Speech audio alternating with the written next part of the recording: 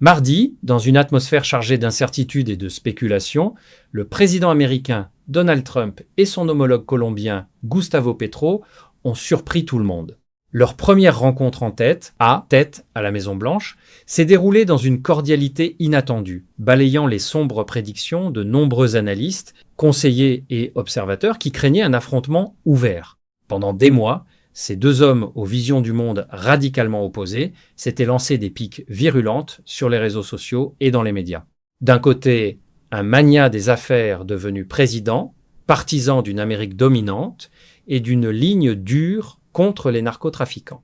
De l'autre, un ancien guérillero devenu chef d'État progressiste, farouchement anti-impérialiste et critique virulent des interventions militaires américaines. Beaucoup pensaient que cette rencontre tournerait au clash diplomatique. Il n'en a rien été. Gustavo Petro est arrivé à Washington sans le tapis rouge habituel, réservé aux visites d'État les plus protocolaires. Pas de fanfare publique, pas de journalistes dans la salle pour capter chaque mot. La réunion, qui a duré près de 2 heures, à huis clos, dans le bureau ovale, est restée discrète, presque secrète. Pourtant, dès la sortie, les deux dirigeants ont tenu des propos étonnamment positifs, chacun de leur côté. Donald Trump, interrogé par les journalistes sur un éventuel accord pour intensifier la lutte contre le trafic de drogue en provenance de Colombie, a répondu, avec son style direct et confiant, « Oui, ils y travaillent activement ».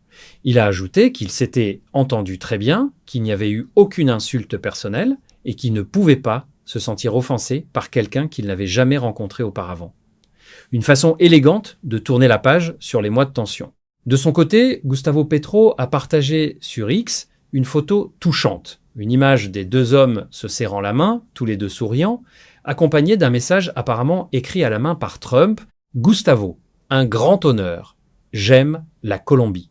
Ce geste simple, presque personnel, a fait le tour des réseaux et a envoyé un signal fort de dégel. Dans une interview accordée à la radio colombienne Caracol juste après, Petro a développé sa vision des choses avec franchise. Il a expliqué que les contradictions qu'il avait perçues dans la presse et sur les réseaux sociaux ne venaient pas vraiment de Trump lui-même, mais plutôt de son entourage ou d'autres responsables américains. Il a insisté sur le fait qu'il n'avait rien ressenti de tout cela lors de la rencontre. Petro a aussi révélé avoir demandé à Trump une coopération renforcée pour capturer les gros trafiquants de drogue qui opèrent hors des frontières colombiennes, souvent protégés dans d'autres pays.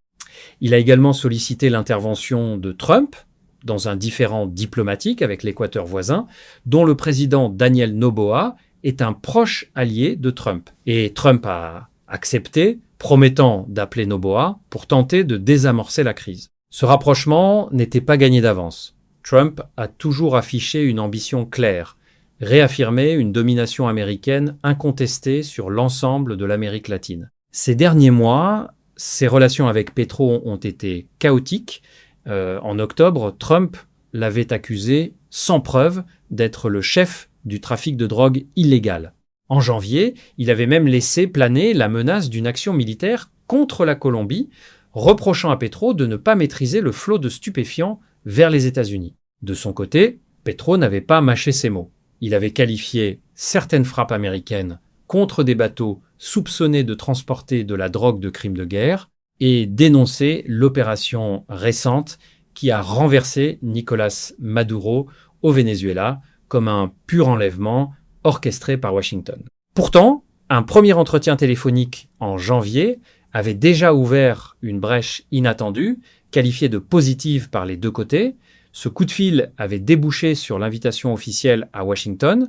Trump avait même noté publiquement que le ton de Petro s'était adouci récemment, surtout après l'intervention au Venezuela, suggérant une forme de réalisme politique de la part du Colombien. Les rencontres avec Trump sont souvent un exercice d'équilibriste pour les dirigeants étrangers.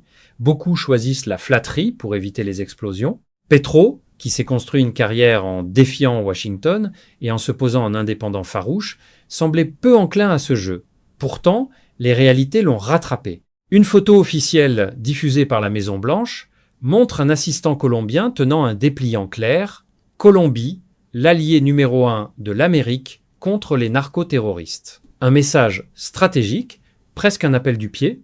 Petro est même allé jusqu'à complimenter avec enthousiasme les rénovations du bureau ovale, ces ajouts massifs de feuilles d'or qui ont marqué le retour de Trump. Il a déclaré que c'était encore plus beau, cette fois, et qu'il avait déjà dit à Trump qu'il était un excellent designer. Un compliment inattendu, presque complice, qui a dû faire sourire l'intéressé. Trump a évoqué des travaux en cours sur des sanctions, sans plus de détails, alors que Petro lui-même reste sous le coup de sanctions américaines imposées en octobre pour des liens présumés avec le narcotrafic, accusation qu'il rejette vigoureusement comme de la calomnie pure. Si cette rencontre avait tourné au vinaigre, les conséquences auraient pu être dramatiques pour la sécurité régionale. La Colombie reste le premier producteur mondial de feuilles de coca, matière première de la cocaïne, qui inonde les marchés nord-américains. Des groupes armés et organisations classées terroristes par les États-Unis y sont encore actifs. Historiquement, Bogota a été l'allié le plus fiable de Washington dans la lutte anti-drogue, coopérant étroitement avec les administrations successives. Sous Petro, la production de coca a augmenté, même si les chiffres font débat. Le gouvernement a abandonné l'éradication forcée, jugée destructrice pour les petits paysans, pour miser sur des saisies records et des interceptions plus intelligentes. Mais pour Trump, ces choix restent insuffisants face à la menace qui pèse sur les États-Unis. Cette rencontre ouvre donc une fenêtre fragile mais réelle de coopération.